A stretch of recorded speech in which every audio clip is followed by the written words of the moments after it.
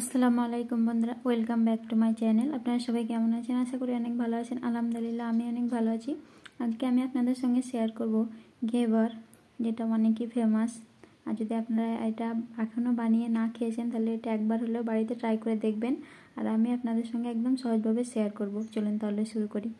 তো এখানে আমি একটা কড়াইয়ে আমি চায়ের কাপে 2 কাপ দুধ নিয়েছি। দুধটাকে আমি জাল দিয়ে হালকা করে ঘন করে নেব। তো এটা যদি আপনারা বাড়িতে একবারও না বানিয়েছেন তাহলে এটা বানিয়ে দেখবেন। এটা খেতে কিন্তু অনেক সুন্দর হয় আর বানানো অনেক সহজ। কিছু ট্রিক্স আছে, সেগুলো জেনে নিলেই আপনারা একদম বাড়িতে সহজভাবে এটা তৈরি করে খেতে পারবেন। তো এখানে আমি একটা 10-এর প্যাকেটের আমি এখানে গুঁড়ো দুধ আমুলের দিয়ে দিচ্ছি। আপনারা যে কোনো গুঁড়ো দুধ এখানে দিতে পারবেন। তো আমি 2 কাপ দুধের মধ্যে আমি এখানে একটা প্যাকেট এখানে আমি গুঁড়ো দুধ দিলাম। তো এটাকে আমি ভালোভাবে মিশিয়ে নেব। গুঁড়ো দুধটা দিলাম কারণ এটা তাড়াতাড়ি ঘন হয়ে যাবে আর রাবড়িটাও তাড়াতাড়ি তৈরি হয়ে যাবে, বেশিক্ষণ সময়ও লাগবে না তার জন্য। তো আমি এটাকে ভালোভাবে মিশিয়ে নিয়েছি। দেখুন এটা ঘন হয়ে এসছে। আমি এখানে আর একটু ঘন করে নিয়ে আমি এটাকে নামিয়ে ঠান্ডা করতে রেখে দেব। আমার ভিডিওটা যদি ভালো লাগে তাহলে ভিডিওতে একটা লাইক দেবেন। আর প্লিজ বন্ধুরা পুরো ভিডিওটা দেখবেন, তাহলে আপনারাও এটা প্রথমবারই বাড়িতে বানাতে পারবেন। তো আমি এখানে একটা বাটির মধ্যে 2 টেবিল স্পুন আমি এখানে ঘি নিয়েছি। ঘির মধ্যে আমি এখানে 3 টুকরো বরফ দিয়ে আমি এটাকে ভালোভাবে যেটা মাখন হয় ওটা করে নেব ভালোভাবে বরফ দিয়ে। আপনারা এটা মিক্সারেও করতে পারেন। আমি অল্প করছি, ওই জন্য আমি একটা বাটিতে এটা তৈরি করছি। আপনারা হাত দিয়ে মেখে দেখাচ্ছি। আপনারা চাইলে এটা মিক্সারেও করতে পারেন। দেখুন এটা একদম মাখন হয়ে গেছে। তো আমি এখানে বরফগুলো তুলে নেব। তো এখানে আমি চায়ের কাপে, যে কাপে আমি দুধ নিয়েছিলাম ওই কাপেরই আমি এখানে 1 কাপ ময়দা নিলাম আর 1 টেবিল স্পুন নিলাম বেসন। এটাই কিন্তু আমার খুব বড় কাপ নয়, মিডিয়াম সাইজের কাপ, খুব ছোটও না খুব বড়ও না, মিডিয়াম সাইজের চায়ের কাপ। আপনাদের সবারই বাড়িতে থাকবে এরকম একটা চায়ের কাপের 1 কাপ ময়দা নিয়েছি। তো এটাকে আমি ভালোভাবে মিক্স করে নেব। মিক্স করে নিয়ে আমি এখানে ওই কাপেরই আমি 1/2 কাপ এখানে দুধ নিয়ে নেব। তো আমি দুধটা দিয়ে নিলাম। দুধটা কিন্তু নর্মাল আছে, ঠান্ডা নয়। তো আপনারা এখানে ঠান্ডাও দিতে পারেন, নর্মালও দিতে পারেন, কিন্তু জলটা ঠান্ডা লাগবে। তো আমি এখানে নর্মাল দুধ এখানে 1/2 কাপ দিয়ে ভালোভাবে মিশিয়ে নিলাম। তারপরে এখানে আমি কিছুটা ঠান্ডা জল দিয়ে আমি ব্যাটারটাকে ভালোভাবে মিক্স করে নেব। এটা ময়দাটাকে আমি ভালোভাবে মিক্স করে নিচ্ছি। তো আমি আমার হাতে এটা মাখছিলাম, ওই জন্য যদি কিছু থাকে তার জন্য আমি এটাকে ছেঁকে নিচ্ছি। আপনারা যদি মিক্সারে করেন তাহলে ছাঁকতে হবে না, কিন্তু তাও ছেঁকে নেবেন।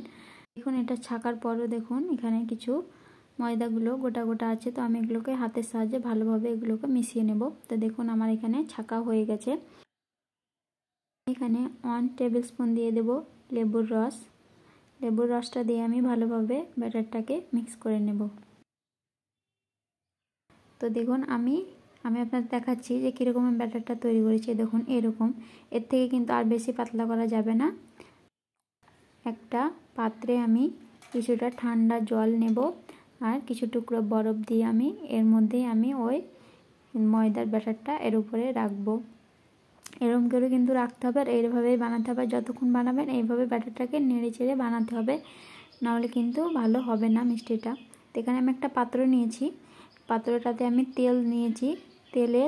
তেলটা আমার অর্ধেকের কম আছে কিছুটা। আর গ্যাসের আঁচটা কিন্তু পাত্রের যে তলাটা আছে ততটুকুই কিন্তু আঁচটা রাখবেন।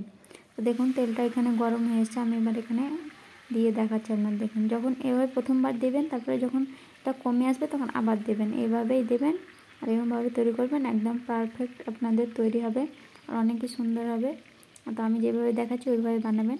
এটা কিন্তু খুবই সাবধানে করবেন। আমি কিন্তু দূর থেকে এটা বানাচ্ছি।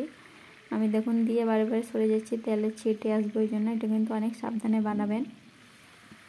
বাড়িতে বানাবেন তখন অনেকই সাবধানে এটা বানাতে হবে। তো এইভাবে প্রথমবার দেবেন, তারপরে যখন একটু ঠান্ডা হয়ে আসবে নিয়ে তারপরে আবার দেবেন। এভাবে এটাকে তৈরি করবেন। দেখুন এটা কত সুন্দর তৈরি হচ্ছে। তো এটা আমার ভিডিওটা অফ হয়ে গেছিলাম, বুঝতে পারিনি। তো এই দেখুন আমি আপনাদের এটা তুলে দেখাচ্ছি, এটা প্রথমবারে। তো আমি এটাকে আবার আপনাদের আরেকটা তৈরি করে দেখাচ্ছি পুরোটা। তো দেখুন আবার ওইভাবে আমি হালকা হালকা করে দিচ্ছি, আবার সরে যাচ্ছি। এটা কিন্তু অনেক সাবধানে করতে আসবে। দেখুন কত তেলের ছিটে আসছে। তো আমি এটা অনেক সাবধানে করছিলাম, আপনারা অনেক সাবধানে এটা তৈরি করবেন। আর আপনারা এখানে এটা যে কোনো পাত্রতে তৈরি করতে পারবেন। আর আমি এটা ব্যাটারটাকে আমি চামচ দিয়ে দিচ্ছি, আপনারা চাইলে এটা বোতলে দিয়েও করতে পারেন, যদি সসের বোতল থাকে তাহলে সেটা দিয়ে করতে পারেন, বা এরকম নর্মাল বোতলে ফুটো করে তারপরে ওটা বানাতে পারেন। এটা আপনাদের যেমন ইচ্ছে সেরকমভাবে বানাবেন, কিন্তু মেজারমেন্টটা ঠিকভাবে নেবেন, তবে এটা ভালো তৈরি হবে। তো দেখুন এখানে কত সুন্দর একদম জালি জালি হয়ে যাচ্ছে। আর আমার কিন্তু মধ্যেখানে কোনো জিনিস দিয়ে আমার কিন্তু এখানে মধ্যেখানে কোনো জায়গাও করতে হয়নি। আমার কিন্তু এটা কত সুন্দর হয়েছে দেখুন, একদম জালি জালি। তো এটাকে আমার সাইড দিয়ে কিছু করতে হবে না, দেখুন নামিয়ে দিচ্ছি, এটা নেমে যাচ্ছে। তো আমি একটু তেলের মধ্যে এটাকে আমি একটু নিচের দিকে নামিয়ে দিলাম, যাতে পুরোটা একদম সুন্দর একটা কালার চলে আসে। ভিডিওটা ভালো লাগলে ভিডিওতে একটা লাইক দিয়ে চ্যানেলটাকে সাবস্ক্রাইব করে পাশে থাকা বেল আইকনটি অন করে দেবেন, সবার প্রথমে আমার রেসিপি আপনাদের কাছে পৌঁছে যাবে। তো দেখুন কত সুন্দর হয়েছে।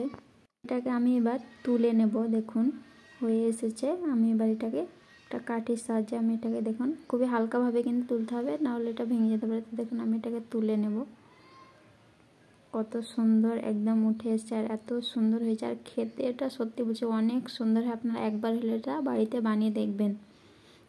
এই দেখুন কত সুন্দর, একদম দেখতে কি সুন্দর লাগছে, অনেকই সুন্দর হয়েছে। তো আমার এই 1 কাপ ময়দা দিয়ে আমার এগুলো 5টা তৈরি হয়েছিল, কিন্তু শেষেরটা অনেক পাতলা হয়েছিল, ওই জন্য ভেঙে গেছে, মানে অল্প ব্যাটার ছিল। তো আমি এর মধ্যে এবার হালকা হালকা করে চাশনি দিয়ে দেবো। আমি এটা একতারের চাশনি বানিয়ে রেখেছিলাম, কিন্তু ভিডিওতে দেখাইনি, কারণ ভিডিওটা অনেক লম্বা হয়ে যাবে, তার জন্য একতারের চাশনি 1 কাপ চিনি আর 1/2 কাপ জল দিয়ে গরম করে নেবেন, চিনিটা গলে যাওয়া পর্যন্ত, তাহলে চাশনিটা তৈরি হয়ে যাবে। তো আমি এটা হালকা হালকা করে চাশনিটা দিয়ে নিচ্ছি, অনেক কিন্তু দেবে না, নাহলে এটা ভেঙে যাবে, তখন একদমই নরম হয়ে যাবে। তো এবার আমি রাবড়িটা ওপর থেকে দিয়ে দিচ্ছি।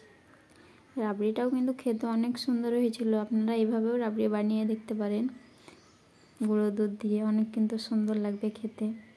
তো আমি রাবড়িটা এটা দিয়ে সুন্দরভাবে দেখুন সাজিয়ে নিলাম। আপনারা চাইলে এখানে বাদামও দিতে পারেন, কেটে পিস্তাও দিতে পারেন, যেরকম ইচ্ছে আপনারা এটা সাজিয়ে খেতে পারেন। আমার কাছে ছিল না হাতের কাছে, তাই আমি দিইনি, আপনারা চাইলে দিতে পারেন, নিয়ে খেতে পারেন। তো আমার ভিডিও